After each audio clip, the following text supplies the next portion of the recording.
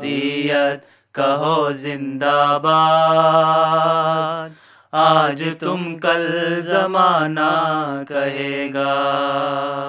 अहमदियत कहो जिंदाबाद, आज तुम कल जमाना कहेगा।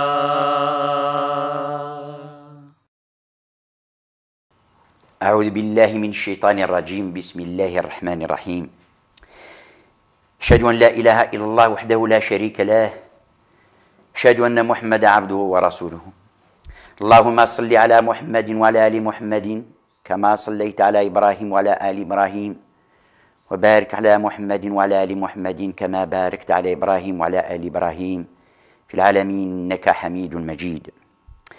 Mesdames, Messieurs, bienvenue dans cette émission de Sirat al-Mustaqim que présente la Jama'at Ahmadiyya de France. Nous avons choisi aujourd'hui un thème qui n'est pas sans relation avec ce qui se passe dans le monde arabo-musulman, après la diffusion d'une vidéo, puis d'un film méprisant envers l'islam et son prophète. Cette déferlante islamophobe s'en va crescendo. En effet, après cette vidéo d'une dizaine de minutes, c'est carrément un film entier dans lequel l'auteur déverse tout son mépris et sa haine du prophète Mohammed alayhi salatu salam, de ses épouses, de ses compagnons ridwanullah alayhim, et en un mot de tous les musulmans. À ces attaques considérées comme venant du monde occidental, la rue s'est embrasée dans le monde arabo-musulman. Mais nous n'allons pas commenter cette vidéo ni ce film, tous deux ignobles et condamnables, et nous n'allons pas non plus faire de la politique, bien entendu, mais je voudrais que l'on parle de ces non-musulmans, qui sont des penseurs, des auteurs, des philosophes, de grands auteurs, qui, eux, en toute objectivité, et avec beaucoup de sagesse, ont parlé de la grandeur de l'islam et du prophète Mohammed alayhi salatu salam. Et les exemples ne manquent pas. Aujourd'hui, j'ai plaisir à recevoir sur ce plateau M. Ousmane Touré, président des Khuddam de France, et M. Omar Sahib, responsable national de la prédication. Je vous souhaite la bienvenue. M. Omar Sahib, que nous direz-vous à propos de ces non-musulmans, qu'ils soient occidentaux ou autres, qui ne pensent pas la même chose que ces auteurs, que les auteurs de cette vidéo et de ce film? Déjà, la première chose qu'il faut remarquer, c'est que l'Occident ne sort pas grandi de telles vidéos. Et d'ailleurs, c'était même le propos de la secrétaire d'État Hillary Clinton qui a condamné justement cette vidéo de manière très, très ferme, en disant que elle ne faisait pas honneur à une aussi grande religion que celle de l'islam. Parce que les Occidentaux sont connus pour leur objectif, enfin les grands intellectuels en tous les cas, pour leur objectivité lorsqu'ils traitent d'enseignements étrangers. Et ça a été aussi le cas par rapport à l'islam. D'ailleurs, il faut ici citer en France un penseur célèbre et très connu, et qui était même connu pour sa critique assez incisive, à savoir Voltaire. Et Voltaire, ce qui est intéressant avec Voltaire, c'est que Voltaire a eu une évolution dans sa pensée vis-à-vis de l'islam. Au départ, il était très critique. Et d'ailleurs, ça lui a valu les réactions en opposition à sa pensée de la part de Ernest Renan ou Napoléon Bonaparte. Et par la suite, Voltaire a évolué dans sa pensée en étudiant plus en profondeur la religion de l'islam et son saint fondateur, le saint prophète Mohammed sallam. Il a fait preuve d'objectivité. Nous n'irons pas jusqu'à dire qu'ils adhéraient aux enseignements islamiques, mais ils avaient une vision qui est de loin, qui est contraire à ce que malheureusement les caricatures ou les vidéos qui passent de ci, de là, à des moments ou à un autre, on ne sait pas pourquoi et dans quel but, ces auteurs-là ont étudié la religion de l'islam et ont donné une image qui est beaucoup plus, je dirais, objective, beaucoup plus qui colle beaucoup plus à la réalité. Et c'est d'autant plus intéressant que ce ne sont pas des sympathisants de cette religion. Ils ont été avec un œil critique et ils ont fait les conclusions qu'ils ont faites. Et là, je veux citer ici, par exemple, ce qu'a dit Voltaire au sujet du saint fondateur de l'islam. C'est un extrait qui est tiré du livre « Essai sur les mœurs et l'esprit des nations » et sur les principaux faits de l'histoire depuis Charlemagne jusqu'à Louis XIII.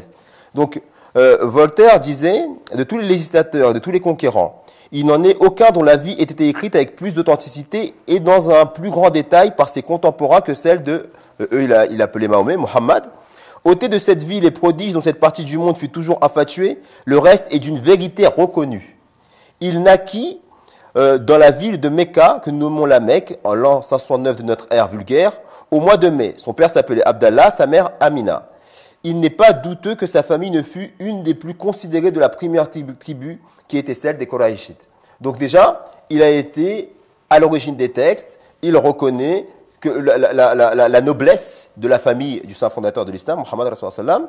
Il dit encore, ce n'était pas sans doute un ignorant, comme quelques-uns l'ont prétendu. Il fallait bien même qu'il fût très savant pour sa nation et pour son temps, puisqu'on a de lui quelques aphorismes de médecine, et qu'il réforma le calendrier des Arabes, comme César, celui des Romains. Il se donne à la vérité le titre de prophète, non lettré. Mais on peut savoir écrire et ne pas s'arroger le nom de savant. Là, on a l'impression qu'il y a un écho avec les critiques des journalistes qui, au nom de la liberté d'expression, se permettent d'insulter carrément. Et là, nous avons un auteur reconnu qui est étudié dans les écoles, dans les universités françaises, dans les lycées, et qui, lui, nous donne une image authentique du fondateur de l'islam. Non pas cette caricature qu'on voit régulièrement. Il le dit. Il se donne le titre de prophète, c'est son propos, il n'est pas musulman, il dit qu'il se donne le titre de prophète, mais ce n'est pas un ignorant, comme veulent le faire croire, c'est cette propagande qui tend à faire penser que l'islam est une religion barbare, violente, issue d'une personne intéressée. Là, on a un autre discours. D'ailleurs, je vais aller encore plus loin. Il est malheureux pourtant de constater que la dame qui a monté cette vidéo est une femme qui a beaucoup de titres universitaires pourtant. Exactement. C'est vraiment regrettable. C'est vrai, tout à fait. C'est vrai que c'est étrange. C'est pour ça que je dis que les caricatures qui sont faites, que ce soit par des dessins ou que ce soit par la manière dont on présente l'islam aujourd'hui, ne rendent pas honneur à l'Occident. Parce qu'il y a une grande tradition de grands penseurs européens qui, par leurs recherches, ont donné une image beaucoup plus objective. Là, ce qui est intéressant, c'est parler d'objectivité. On ne peut ne pas être que d'accord avec un enseignement. On ne peut ne pas être que d'accord avec l'islam. Dans un pays de droit, c'est l'époque du dialogue. Heureusement, c'est plus l'époque des guerres. Maintenant, c'est l'argument qui compte. Mais s'abaisser à insulter, à caricaturer, là, on n'est plus dans le dialogue. Là, on est dans la provocation, on est dans la haine, on est dans l'insulte. Et ce n'est pas du tout intéressant, ça ne grandit pas l'homme. Aujourd'hui, on est là en train de parler des droits de l'homme, on est en train de parler de protéger les droits de l'homme, les droits de l'enfant, les droits de la femme. On est dans toutes ces belles valeurs-là et on revient à des pratiques archaïques qui ne grandissent pas l'Occident, malheureusement. Et quelque part, les musulmans aujourd'hui qui disent que c'est carrément des appels à la haine et qu'ils doivent être condamnés, ils ont donc raison, ces musulmans aussi. Les musulmans, malheureusement, regardez ce qui est ironique, ce qui est la tragédie du monde musulman, c'est que d'un côté vous avez des non-musulmans qui font preuve d'objectivité, encore une fois, de clairvoyance en arrivant à retrouver justement dans leur analyse l'authenticité de l'islam, qu'est-ce que l'islam réellement, et vous avez des musulmans qui, au nom de l'islam, servent les intérêts justement de ces pires détracteurs. Par leur comportement de haine, ils leur donnent raison. Mais là, c'est ici que l'honnêteté intellectuelle doit être capable de dire, attention, il y a une différence entre le comportement de certains musulmans notamment les bigots, les fanatiques, les mollahs, les intégristes, ça c'est une tare, je dirais, c'est un phénomène qui n'est pas propre simplement à l'islam, le fanatisme religieux. Et malheureusement, en islam, ce fanatisme religieux, c'est à ce fanatisme qu'on donne la parole. C'est à ce fanatisme qui a bonne presse. Et malheureusement, on s'attarde sur ces actes de marginaux qu'on met en lumière pour dire voilà, ça c'est l'islam. Et c'est pas de l'honnêteté intellectuelle.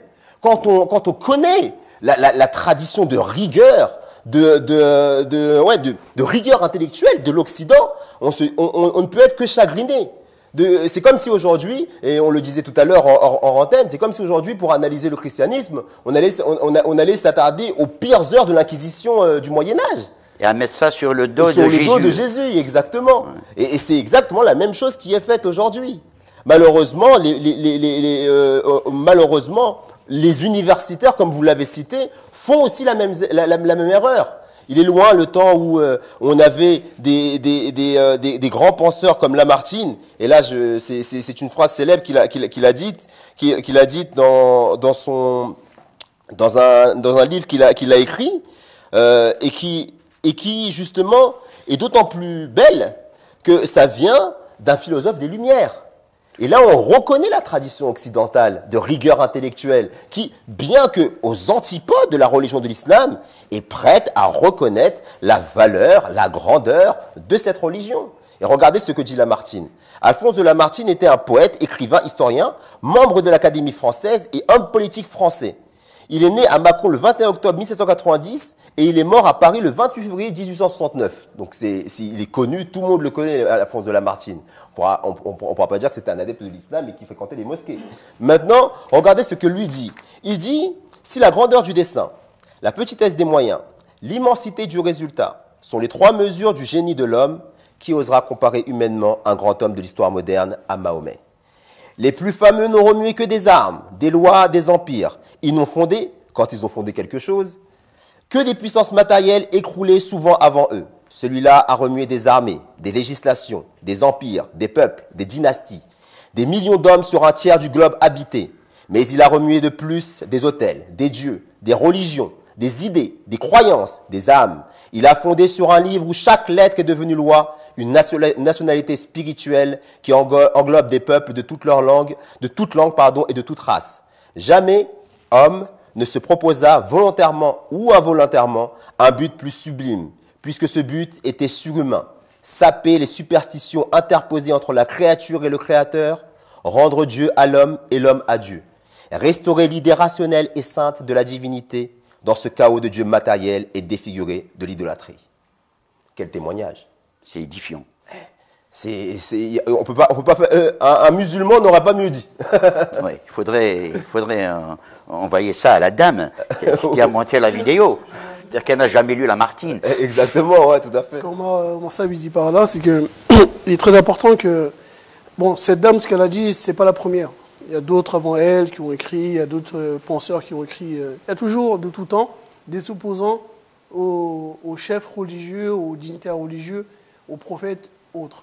Mais comme Lamartine, Voltaire ou d'autres ont fait ces études de façon objective sur la vie même du personnage de l'islam, le saint fondateur de l'islam, ils en sont arrivés à cette conclusion que ce qu'on dit de sa religion, ce qu'on dit de lui, en vérité est faux. C'est un manque de connaissance, en vérité, et d'honnêteté intellectuelle que les personnes n'ont pas étudié véritablement sa personnalité. Et donc cette personne, la vidéo qu'elle a faite, quand elle se moque du saint sur certaines choses qu'elle a dites et qui ne méritent même pas d'être commentées dans cette émission, elle est que on doit distinguer une chose. La pratique du fondateur, le message de ce qu'il a dit, le message qu'il a laissé, les exemples qu'il a laissés à sa communauté, les préceptes, le livre qu'il a laissé, et la mise en pratique de sa propre personne de cet enseignement, de ce livre-là qu'il a laissé. Et le distinguer du comportement de certaines personnes qui se réclament d'être de sa communauté. Comme vous l'avez dit tout à l'heure, et comme Marcel l'a dit aussi, si on prend le christianisme que nous respectons, Jésus que nous respectons comme étant un grand réformateur, un grand prophète de Dieu, on ne peut pas prendre l'Inquisition et dire que c'était Jésus qui était responsable de l'Inquisition. Non, aucun musulman qui est vraiment sincère ne peut dire que l'Inquisition est le fruit de l'enseignement de Jésus. Tout à fait faux. Ce serait de la mauvaise foi. Ce serait la mauvaise foi Avérée. que de dire cela. De la même manière, les gens comme Lamartine, Omar Sèvres va en citer d'autres intellectuels, des penseurs, des philosophes, des historiens qui ont étudié, des islamologues et des orientalistes qui ont étudié véritablement la vie du prophète sallam, et ils en sont arrivés à cette conclusion qu'il y a erreur. Le personnage du fondateur de l'islam est très loin, il est aux antipodes de ce qu'on lui attribue aujourd'hui. Malheureusement, comme vous l'avez dit dans l'introduction de l'émission, malheureusement, elle se base sur le comportement de certains musulmans, comme Omar Sabil l'a dit. Une certaine poignée de musulmans qui font beaucoup plus de bruit que ceux qui pratiquent l'islam tel que le saint prophète Mohammed, tel que le fondateur lui-même l'a enseigné, c'est eux qu'on met en lumière et qu'on montre le côté extrémiste de l'enseignement qui a été donné par le prophète lui-même. Okay? Et les musulmans devraient faire une introspection personnelle, de voir leur pratique de l'islam qu'ils ont. Est-ce qu'elle est conforme à ce qu'on appelle la sunna en islam? On arrivera à cette question qu'on traitera en deuxième partie. Je ne vais pas entrer en détail dedans, Oui. mais de voir vraiment est-ce que leur pratique à eux de l'islam est conforme aux préceptes que le prophète a enseignés. Ce qu'on appelle en arabe la sunna, dans l'islam on appelle la sunna. Okay? Et de là, on peut arriver à juger ensuite l'islam par rapport à ces enseignements-là. Et Omar Saïd va continuer l'explication et ces auteurs qui ont écrit sur le prophète sallam. Chaque musulman doit avoir cet objectif aussi d'étudier en se départissant, en mettant de côté, si je peux me dire, la question religieuse, d'étudier la vie du prophète sallam à la lumière des écrits historiques, de voir sa personnalité. Tout comme ces auteurs non musulmans l'ont fait, ils en sont arrivés à ces conclusions. Les gens peuvent dire, oui, mais vous avez la foi en lui, vous croyez en lui, vous avez accepté sa religion, et il est normal que vous le défendez. Mais ces auteurs-là prouvent que ce n'est pas simplement une question de foi, d'acceptation de la personne en tant que prophète, mais c'est qu'il avait des valeurs humaines qu'il a développées et qui justifient l'acceptation, l'obéissance et le fait de suivre cette personne-là. Vous avez d'autres auteurs encore que vous pourrez nous citer? C'est intéressant ce que dit Voltaire, parce que en vérité, de tout temps, même encore aujourd'hui, hein, il y a des auteurs qui font preuve d'une honnêteté intellectuelle, et puis il y a les autres, malheureusement. Ce que j'aime bien avec Voltaire, c'est que lui, il a évolué dans sa pensée. Et même s'il reste très critique, ce qui est bien, d'ailleurs, l'islam, et les auteurs le reconnaissent, est la seule religion qui ne présente pas de mystère. Je veux dire, le saint fondateur de l'islam, sa vie est retracée clairement en détail, année après année. Donc tout le monde est capable d'aller voir à la source et analyser ce qu'il a fait.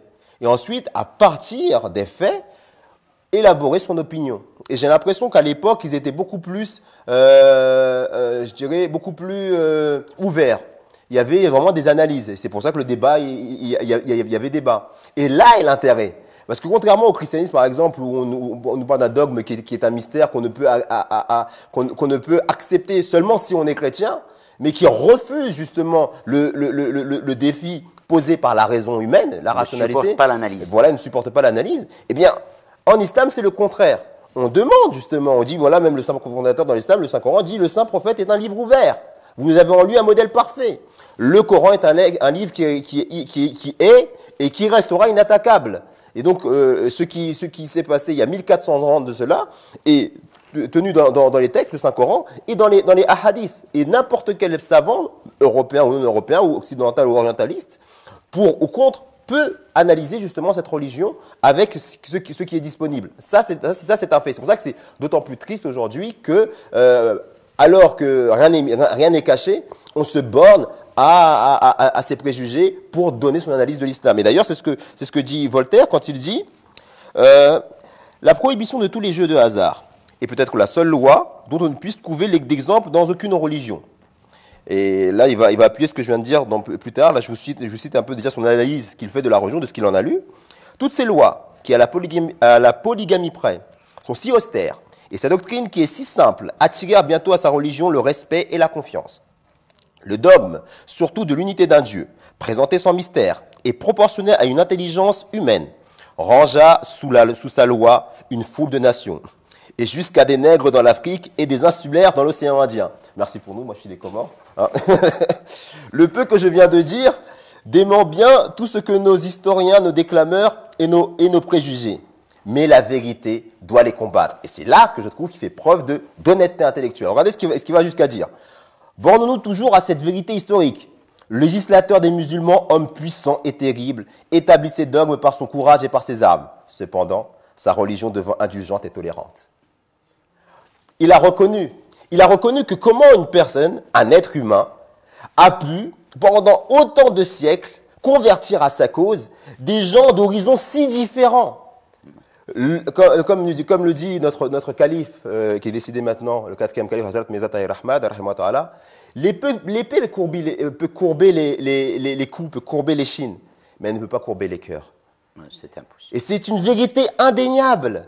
N'importe quelle personne sensée, et d'autant plus un académicien, un intellectuel de notre époque, quelqu'un qui a fait de hautes études, éduqué, comment peut-il se borner à se préjuger? Un prophète avec l'épée dans la main droite et le Coran dans la main gauche. Et il y avait un auteur, un anglais connu, je crois qu'il s'appelle Bernard Lewis, qui disait, comme c'était un humoriste, il dit, de toute façon c'est impossible parce que la main gauche, les musulmans, je me droit de toucher le Saint-Coran avec la main gauche. Et donc, bon, avec cette petite boutade, il a mis déjà à mal ces préjugés justement qui prévaut aujourd'hui malheureusement.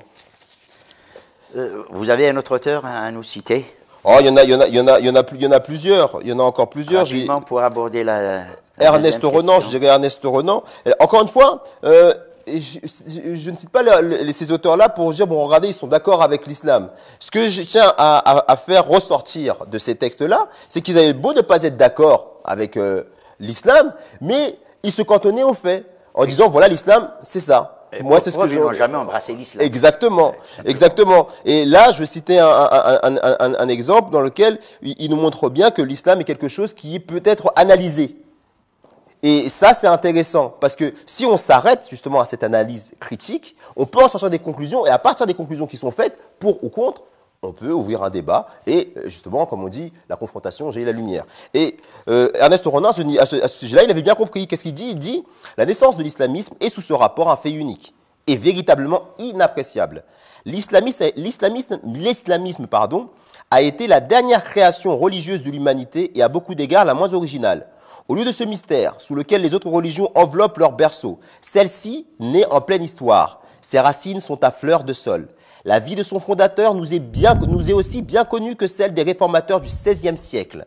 Nous pouvons suivre année par année les fluctuations de sa pensée, ses contradictions, ses faiblesses. Ailleurs, les origines religieuses se perdent dans le rêve. Le travail de la critique le plus délié suffit à peine pour discerner le réel sous les apparences trompeuses du mythe et de la légende. L'islamisme, au contraire, apparaissant au milieu d'une réflexion très avancée, manque absolument de surnaturel. Mahomet, Omar, Ali ne sont ni des voyants, ni des illuminés, ni des thaumaturges. Chacun d'eux sait très bien ce qu'il fait. Nul n'est dupe de lui-même. Chacun s'offre à l'analyse à nu et avec toutes les faiblesses de l'humanité. Et c'est exactement ce que dit le Saint-Coran quand il dit, en confrontant les juifs et les chrétiens, les gens du livre, il dit « Amenez vos preuves. Amenez vos preuves pour qu'on puisse discuter, si vous êtes véridique. Nous avons nos preuves, amenez-les. » Et qu'est-ce qu'il dit? Il dit effectivement, c'est un livre ouvert, on peut analyser les principaux acteurs justement de cette religion à l'analyse critique. Et contrairement aux autres religions qui fuient justement ce débat-là, l'islam ne le fuit pas. Et au contraire. Et vous savez pourquoi ça? Parce que l'islam, c'est comme une rose. Et une rose, elle est d'autant plus belle quand elle est au milieu des ronces. Et l'islam, qu'est-ce qu'il dit? Il dit, le Saint-Coran est un livre parfait. Alors, ô vous les gens, ô vous les hommes, venez et analysez-le et comparez-le avec ce qui existe et vous verrez par vous-même la réalité.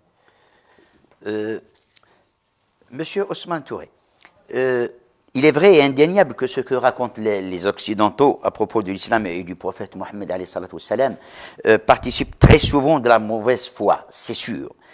Mais ne trouve-t-il pas matière à médire dans les interprétations erronées, nombreuses encore, est souvent scandaleuse que les musulmans font de certains versets et hadiths, ce qui me rappelle le proverbe berbère de la cognée et du chêne. Le chêne qui dit à la cognée du bûcheron, tu me fais mal, et la cognée qui lui dit, mais c'est toi qui m'as fourni le manche. Exactement, ça reflète exactement ce que vous avez dit. Aujourd'hui, comme dans toute critique, il y a une part de vérité.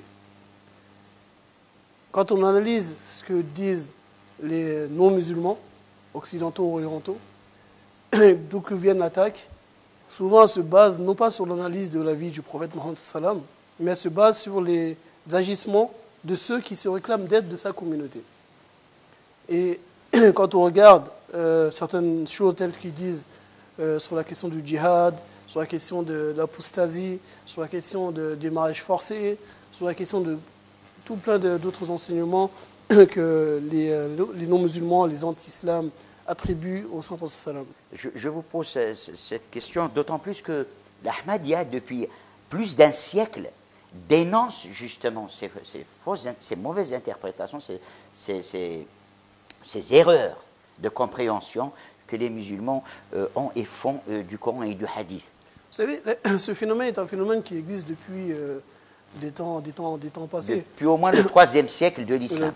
C'est là qu'a commencé la dérive. À chaque fois que Dieu envoie un messager dans le but de réformer le comportement de l'humanité, le prophète vient, donne un message, il montre l'exemple, et après sa mort, quelques temps après, le message est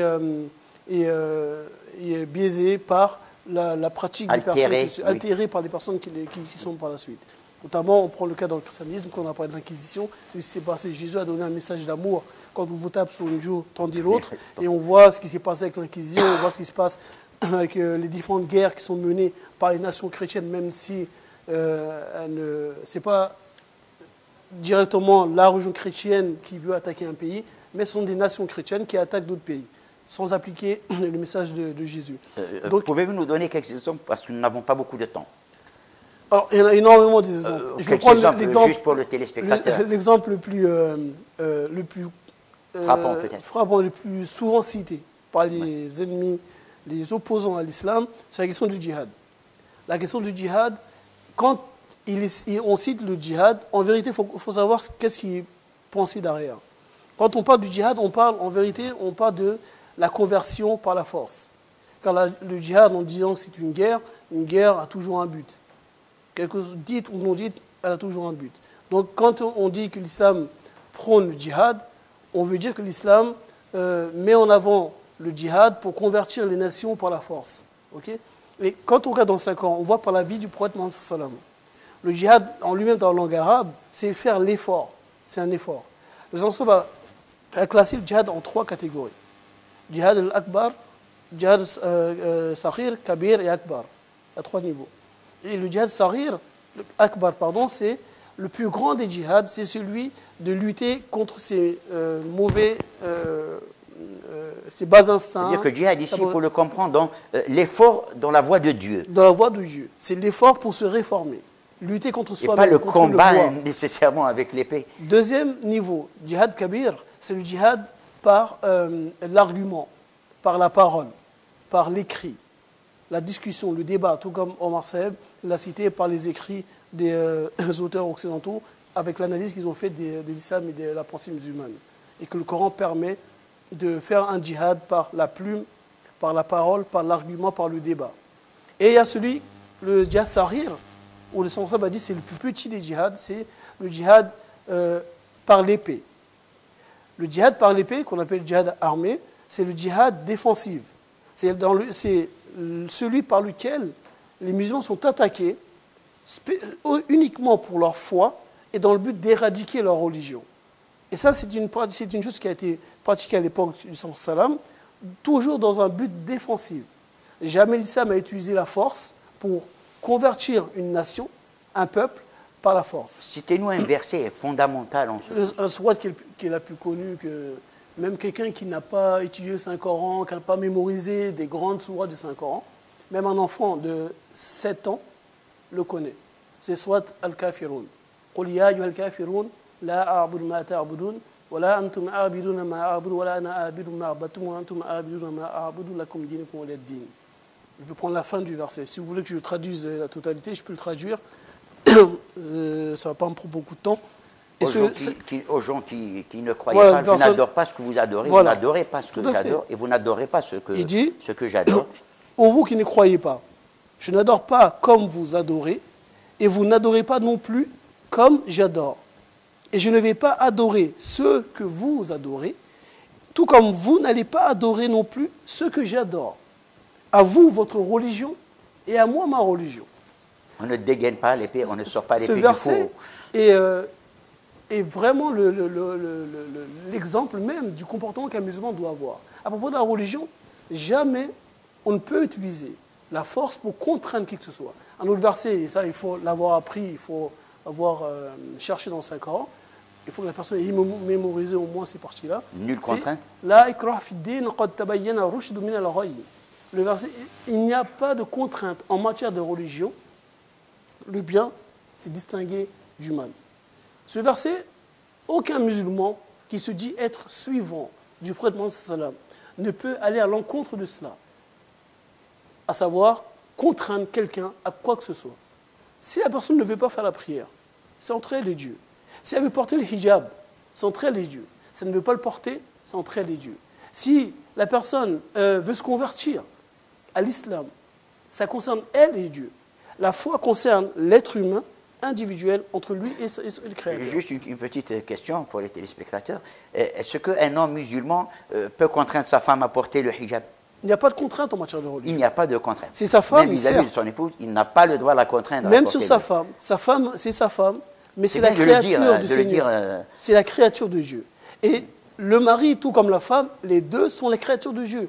La femme, l'homme a un droit sur sa femme, ok? La femme a un droit sur son mari, mais Dieu a des droits sur les deux.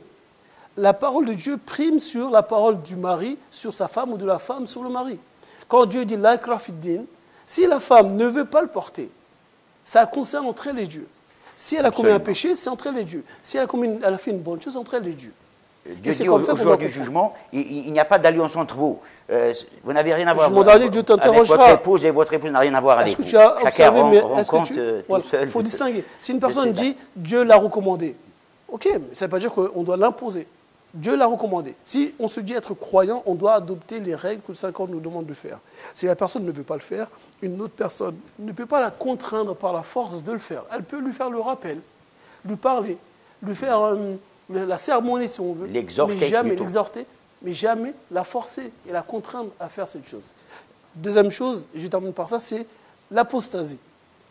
Qui est une chose qui est étonnante. Expliquez d'abord ce que c'est pour ceux qui ne savent pas ce que c'est l'apostasie. C'est étonnant que les musulmans, certains musulmans, pratiquent cette chose, cette sentence de mort à l'égard d'une personne.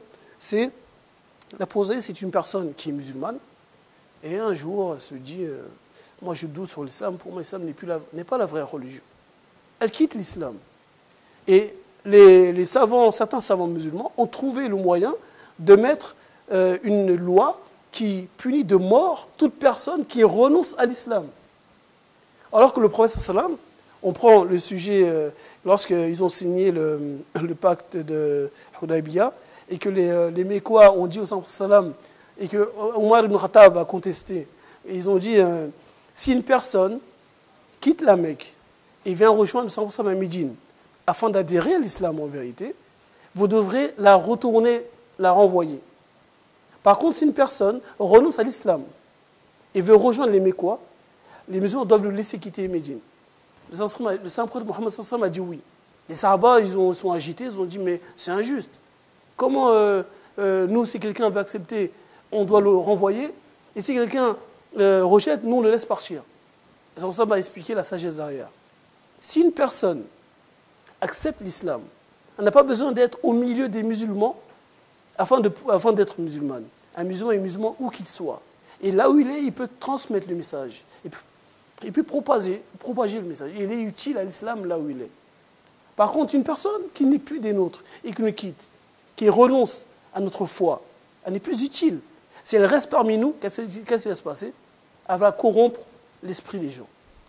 Par cela, le prophète sallam montre que l'islam est une religion de tolérance, de sagesse, de libre arbitre, une religion de justice et d'équité. L'islam est une religion de juste milieu. On ne peut contraindre ni forcer qui que ce soit à faire une chose qui va à l'encontre de sa volonté, car ça reste entre lui et Dieu. Très rapidement, Monsieur Omar Sahib, je vous cite l'exemple.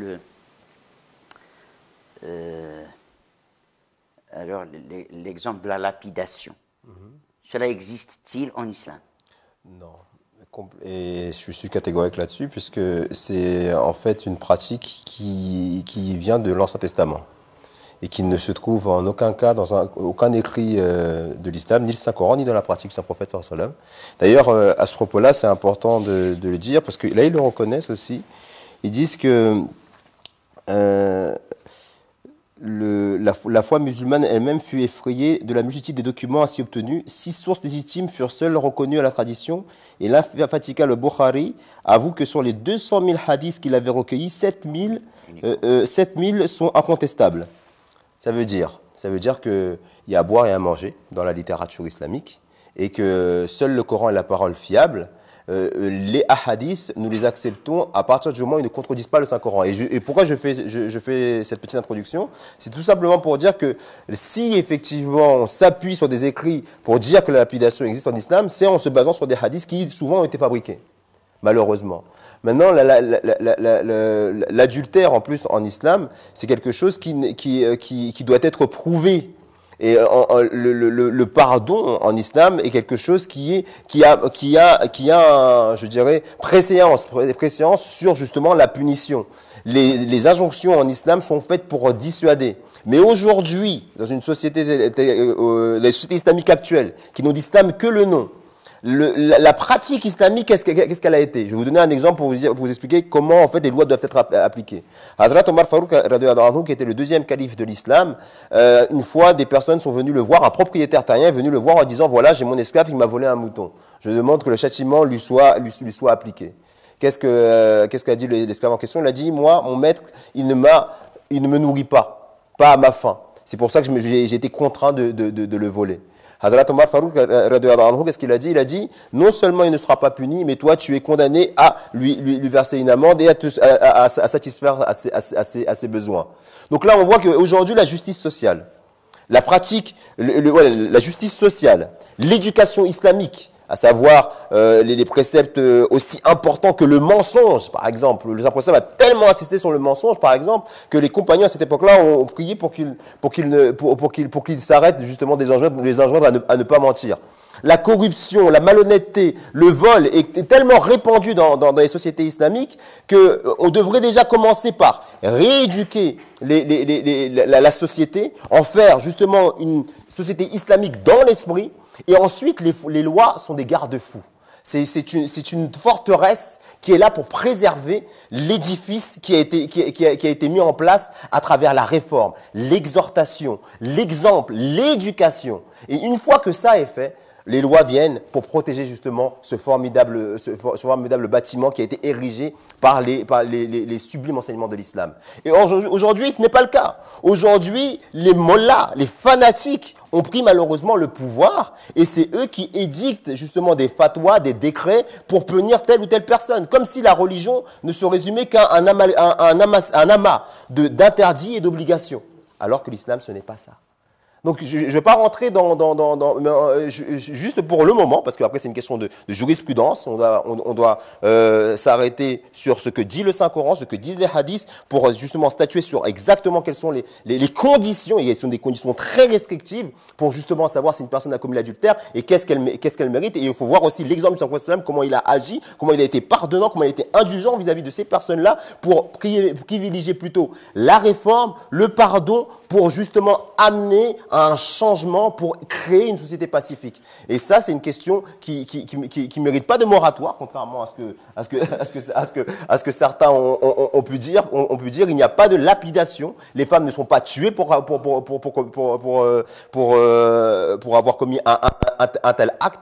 Au contraire, l'islam privilégie l'éducation et la réforme au châtiment. D'abord, il pose d'abord une condition.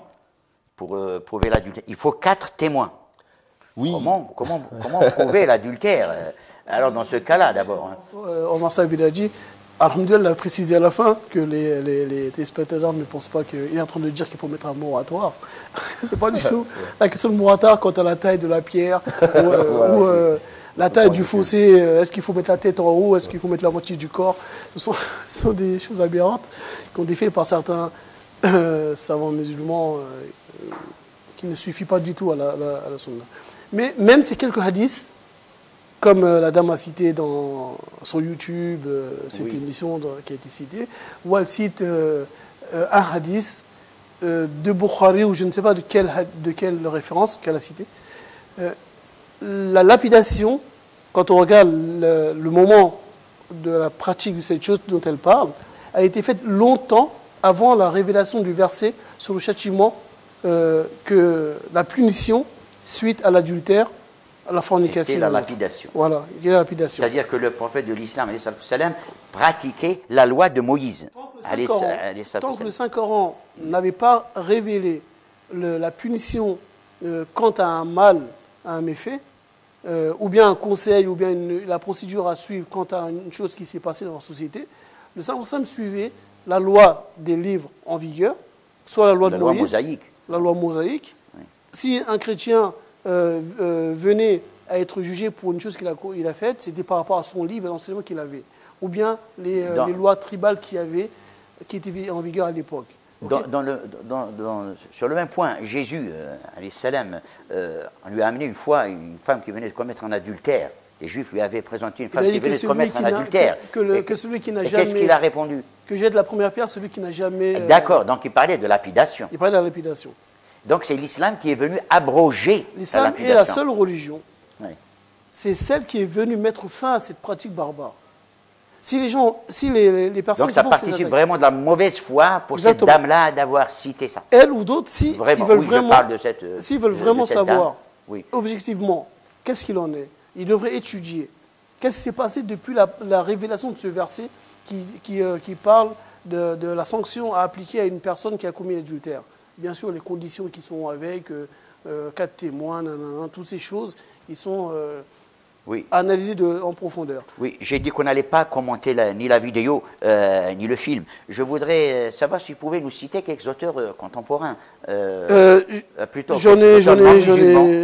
Moi, sur la question qui concerne la conversion, soit disant que l'islam s'est propagé par le djihad, par la guerre, les conversions forcées.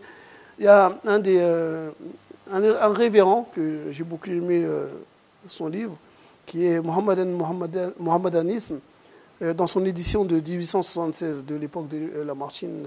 Donc, et il dit, c'est le révérend Père Boswell Smith qui a écrit « Chef d'État, aussi bien que chef de l'Église, il était à la fois César et pape. Or, il était pape sans les prétentions du pape et César sans les légions de César, sans une armée permanente, sans garde du corps, sans force policière, sans revenu fixe. Si jamais il fut un homme qui, de droit divin, a régné, c'était Mohammed, car il avait tous les pouvoirs sans leur support. » Il y en a d'autres que je peux citer, tels que Édouard Gibbon, qui a écrit dans son livre « The History of the Decline and the Fall of the Roman Empire », de l'édition à date de 1788. Il écrit dans le volume 5, page 315, « Les guerres des musulmans furent sanctifiées par le prophète sallallahu alayhi wa sallam. Mais parmi ces nombreux préceptes et exemples, les califes ont choisi les leçons de tolérance qui vaincraient la résistance des incroyants. L'Arabie était le temple et le patrimoine du Dieu de Mohammed sallallahu alayhi wa sallam. Or, il ne convoitait pas les nations du monde. Les polythéistes et les idolâtres, ignorant son nom, auraient pu légitimement être extirpés par ses adeptes. Mais une politique sage fit de la justice une obligation pour eux. Il y en a d'autres. Il y a Bernard Shaw qui a écrit aussi dans un de ses livres, qui est The Genuine Islam, en 1936, le volume 1, numéro 8, qui dit « J'ai toujours eu le plus grand respect pour la religion de Mohammed à cause de sa formidable vitalité. J'estime que c'est la seule religion qui détient cette capacité de s'adapter aux phases successives de l'existence. J'ai étudié cet homme merveilleux. Et à mon avis, loin d'être l'antéchrist, on doit l'appeler le sauveur de l'humanité. Ce sont des auteurs, il y en a beaucoup d'autres que je pourrais citer. Ce sont des auteurs non musulmans. Ce n'est pas des convertis. C'était des intellectuels, des philosophes, comme vous les avez cités au début, à l'introduction de l'émission. Et qui ont fait une étude détachée de la foi qu'un musulman pourrait avoir.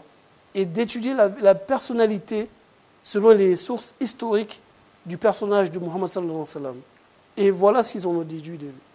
Il nous reste 1 minute. Monsieur Omar Sahib, vous avez quelque chose pour conclure? Moi, je voudrais dire que si aujourd'hui on devait faire preuve d'objectivité pour analyser ce qu'est véritablement l'islam, il y a une communauté qui existe, et cette communauté, c'est la communauté musulmane Ahmadiyya.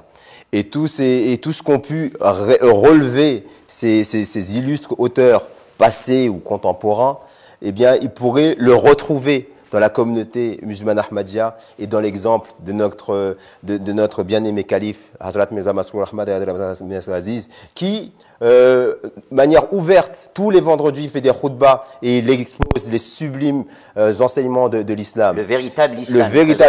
Ce véritable islam dont il est promis que le califat restera encore en vigueur pendant 1000 ans. Et vous pouvez venir regarder la MTA, regardez toutes les émissions qui passent sur la MTA et qui vous montreront que l'islam des livres qu'ont pu relever ces auteurs-là, il est dans la réalité encore aujourd'hui.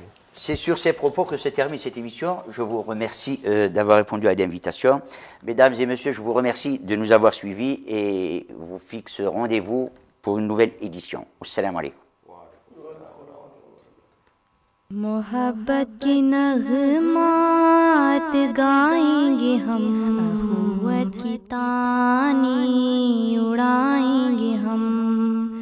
मोहब्बत की नग़मात गाएंगे हम, अख़ुवत की तानी उड़ाएंगे हम। कदूरत की हो तलहियाँ जिस दूर, कदूरत की हो तलहियाँ जिस दूर, वो मीठे तराने सुनाएंगे हम, वो मीठे तराने सुनाएंगे हम। मोहब्बत की नग़मात गाएंगे हम, अख़ुवत की तानी उड़ाएंगे हम। दलाइल से कसरत को देंगे शिकस्त, वहदत का परचम उड़ाएंगे हम। दलाइल से कसरत को देंगे शिकस्त, वहदत का परचम उड़ाएंगे हम, कि वहदत का परचम